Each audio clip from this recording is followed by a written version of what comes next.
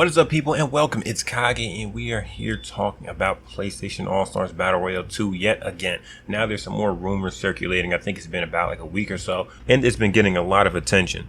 I don't want the video to be too long, so I'm not going to really be reading the article. I'm just going to be covering what they've mentioned and give you some of my thoughts on the overall situation. First off, they were saying that the game was going to be co-created by Capcom, and the gameplay style was going to be changed from a brawler type to an arena type like Power Stone or Dissidia. Now, going over this, I don't really think that's too far-fetched because Capcom actually has worked with Sony quite a lot, especially lately. You know, Sony kind of helped them make Street Fighter V, and then they were developing that game a long time ago, deep down, but something happened to it. I don't know, maybe it eventually comes to PS5, but it was Capcom co-creating it with Sony. So them going into a partnership to create a game like PlayStation All-Stars doesn't really sound too far-fetched. And them also changing the gameplay style from a brawler to an arena game like Dissidia or Power Stone seems legit, honestly, because Shu himself stated that he would like to go back to PlayStation All-Stars and maybe they can kind of do a different take on the game or change the mechanics up a little bit. And it was kind of always mentioned, and people kind of always expected that to happen, possibly, whether if it be small or a large change. So I'm thinking they probably will go more along the lines of something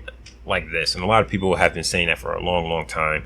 Me personally, I really did like the original PlayStation All-Stars gameplay style, but if the arena thing works out, I'm completely fine with that. I don't mind as long as the game is good. Now, one of the things that do make my antennas go up is that they said that it was going to be ported to PC in 2021 or something like that. And I'm like, you know what, that right there, that seems very fake news. You know, you could smell the stench, because he ain't wiped himself good. That joint needs to be cleaned up. That's not legit. I've never seen Sony port a game that they own, a IP that they've owned, to PC. I've never seen that. Now, I know they have PlayStation Now. There's never been a time where Sony ported a game that they own, the IP that they own, to PC. So I can't see that happening. To me, that's just straight up fake. Now, moving on to the main part of this leak, which is the roster. Now, before I start, I want to mention that it does seem a bit strange that someone will leak the entire roster and not just a few characters, because you would think if the game is not announced officially that somebody really wouldn't have access to leak the entire roster. But, it can happen. The chances of that is very unlikely. And as for this character selection screen, this is not made by them. This is something I've made. I think it took me about like 10 minutes to actually make it, aside from finding some of the photos. But aside from that, it took me about like 10 minutes. I just like to do a nice presentation for you guys and try to give you the best of what I have. These are all the characters that are supposed to be in the game. I'm going to mention all the characters, and I'm going to go into why it can possibly be real and why it can be fake. I probably start with the bad first, then the good. Well, I'm just going to name all the characters first, then go to the characters I think that are a little sketchy. So with that, we have Kratos from God of War, we have Aloy from Horizon Zero Dawn, we have Nathan Drake from Uncharted, we have Lara Croft from Tomb Raider, we have Ratchet from Ratchet and Clank, we have Jak and Daxter from Jak and Daxter, Dante from Devil May Cry, Sir Daniel from Medieval, Cloud from Final Fantasy VII, Parappa the Rapper from Parappa the Rapper, Crash from Crash Bandicoot, Spyro from Spyro, Delsin Rowe from Infamous Second Son, Ellie from The Last of Us, Jill Valentine from Resident Evil, Helghast from Killzone, Cat from Gravity Rush, Spider-Man from Spider-Man the game, I guess it would be from the game, Sackboy from Little Big Planet, Solid Snake from Metal Gear Solid, and lastly we have Ryu and Chun-Li, both coming from Street Fighter. Okay, now let me touch on the characters that I find a little strange. I want to touch on the reason why these characters make this leak seem a little fake, and the reason why it can possibly make sense for them adding these characters. Now, first, let's start off with Jill. Jill, in my opinion, is a little strange because of the fact that Leon had a new game. Of course, it's not new, but it's a remake of Resident Evil 2. That was the newest thing. So you would think that they would try to kind of push it, or since he's the newest character, he's the most well-known, I guess, at this time period. So you would think that they would put Leon. But looking back at a PlayStation standard view, if Capcom is thinking that way, it makes sense for them to add Jill because Jill might be considered more of a PlayStation character than Leon is. Now, hear me out. Leon is my favorite character, and Jill also one of my favorite, but I like Leon better than Jill. He's my number one. But if you think about it, in Resident Evil 1, Jill was generally a protagonist alongside Chris, or Chris alongside Jill, or however you want to say it. And then they had Resident Evil 2, which was Leon. After that, they had Resident Evil 3. Jill was the solo protagonist of Resident Evil 3, which is on PlayStation. When 4 first released, it was an exclusive for GameCube.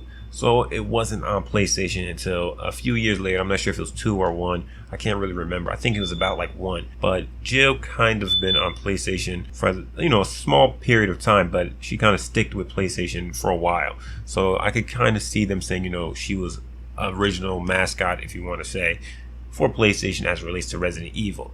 So I think that can possibly make sense because she was more of a character, because they try to keep the characters, and PlayStation really tried to keep either Chris or Jill. They ended up taking Jill because they said Chris was in another game, so they said, okay, we'll take Jill because she was also protagonist of one of the other Resident Evil games. So in that category, I guess it would make sense. Now for the Helghast character. To me, this one doesn't make sense because they had Radic in the original PlayStation All-Stars, and why would they remove Radic with a regular foot soldier? And if they wanted to remove Radic and replace him with somebody else, it would make sense for them to do like Cobber or Armin or Echo from Killzone Shadowfall. Why would you replace him with a regular foot soldier? But on the flip side, this can be just a mistake because a guy might see Radic as if it could still be Radic, and he just might not know his name. He just knows he's a Helghast, so he's just like a Helghast. And in my opinion, this can be a very, very easy mistake made by someone who doesn't really know the characters in Killzone. Yet he might know a little bit about it, like, okay, I know the groups, but that's just about it, and that's it. That's all as far as it goes. I know the name of the game and the 2 groups. I know he's the evil side of the group. He's a Helghast, and that's it. So I'm just going to call him the Helghast. Maybe he doesn't know that, oh, this is an actual character. It's Radic, not just a random Helghast soldier. As for Spider-Man, he is a little weird, but honestly, I think if Sony can get him, they should definitely put him in the game. And if they can't, I guess they can't put him in the game. But he has popularity amongst comic book, movie, cartoon, and toys. So it's like he has a very, very wide audience. So it would be a smart idea to put him in the game. He has games on PlayStation, so it makes sense. He has an exclusive game on PlayStation, so it makes sense. It's not like he's just a random character getting thrown in there. It's not like they're putting He-Man from He-Man or something like that. Now, another one that I find kind of strange is Ryu and Chun-Li. Now, it's not really the fact that I find Ryu and Chun-Li very, very weird, but I find it weird that they're both from the same game and they put both of these characters. So that's a little strange to me, because I'm like, if you're going to put 2 characters, why don't you put 2 characters maybe like from God of War? Zeus was already in PlayStation All-Stars 1, so why not bring him back for 2 instead of putting Chun-Li? But they put Chun-Li, but also how this can make sense is if the game is actually developed by Capcom, they're playing favoritism, so they can actually put both of their characters in the game if Sony gives them the go-ahead. And more than likely, if they ask, I'm pretty sure Sony probably would just be like, yeah, go ahead. That could actually play a role in why they would put Ryu and Chun-Li, which can be a bad thing and then I guess a good thing at the same time, because you'll have easy access to Capcom IPs. This can also be a bad thing because if Capcom is playing favoritism with their IPs, they might see a lot of Capcom characters and it might be more than PlayStation. 2 more things I want to mention before I end the video is that I do think if they make a PlayStation All-Stars 2, they need to put Dart in the roster. He needs to be in a standard roster. He does not need to be DLC, because they were supposed to have released him for DLC. They had a lot of things like people trying to get behind this petition and everything to get Dart released as a DLC character. So if they make a sequel, I think they need to put Dart. He should be a launch character, not a DLC character. That does not make sense, in my opinion. You should give the fans what they wanted. They wanted to see Dart in the game. Don't let them wait again for DLC to buy Dart. No, put him in a standard roster. He needs to be there on launch day. Now, the last thing I'm going to mention is that the reason why this roster screams fake is because they removed characters like Spike, Naruto, Sweet Tooth, and Sly Cooper. Sly Cooper, in my opinion, would not be removed from a game like PlayStation All-Stars. He's basically looked at in the same light as Jak and Daxter and Ratchet and Clank. I can't really see them making a game without him. That just doesn't seem right, in my opinion. I think I've basically covered everything I wanted to cover. Overall, this leak does seem fake, in my opinion. That is basically it for my video, but before I go, I apologize if you can hear that beeping sound, because I know it's very loud and annoying, but I can't really do nothing about it because it's my alarm system. It's like bugged out or something like that, so I have to kind of see what's wrong with it, and it needs to be fixed, honestly. With that being said, comment down below and let me know what you guys think about this whole leak. Like I said, I think it's fake, and I know some people might wonder why you're talking about it if you think it's fake. Because, I said it, I think, in one of my other videos. If we want to give PlayStation All-Star some light, the only way we can give it light is to talk about it. So to keep the game alive, you have to talk about it. So, spread the word, whether this rumor is fake or real, spread it around. Let people see it, talk about it, have discussions on it. And, let me know what you guys think, though, about this whole situation. With that being said, don't forget to power up by hitting the like button, subscribe to join the guild, and as always, my boys and girls, have a good one, and game over.